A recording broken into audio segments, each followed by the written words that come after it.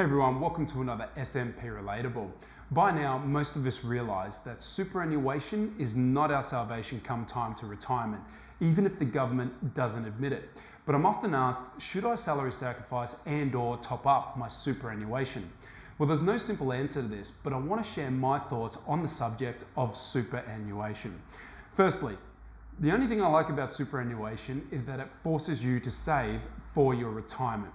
You see, Australians are really good spenders, but historically we're terrible savers. The retirement pyramid is a true reflection of this. From there, it's pretty much all concerns, and these are just a few of them that I have.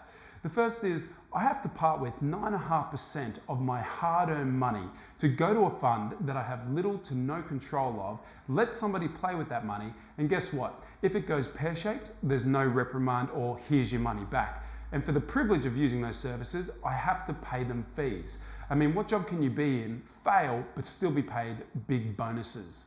The next is insurances. The ones that come by default with a lot of policies can be very costly.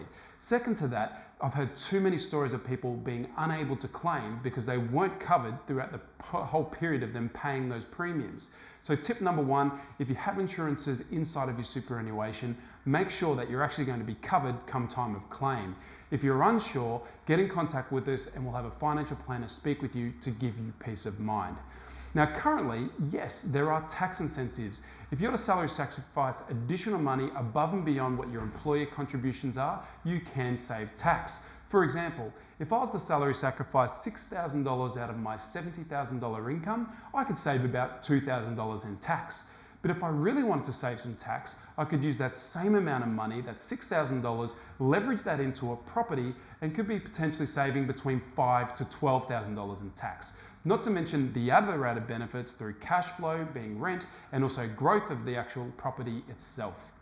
The last but certainly not the least is the average super balances. For people between the ages of 60 to 64 retiring at the moment, the average super balance for a male is $300,000 and for a female, $160,000.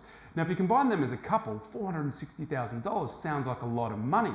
But I want to tell you, for all the 50-somethings that I sit in front of, very few of them actually have this level of superannuation balances. Second to that, what if you still have a mortgage or any other debts? How long will this money actually last? And the government says for us to live a comfortable lifestyle, we need as a couple $50,000 a year. How long will that money last for? And we also need to think, will the pension be around come time to my retirement and or my daughter's retirement who's only 6 years old? Finance for thought. I would love to hear your thoughts on this subject. It's obviously one that's been debated currently a lot, but also if you're feeling fearful that your superannuation will not be enough come time to your retirement, get in contact with us because we'd love to have a conversation with you to give you peace of mind. Thanks so much for watching. Please like and share with your friends and family. And remember, anything worth having in this life, we want to save, make, and protect.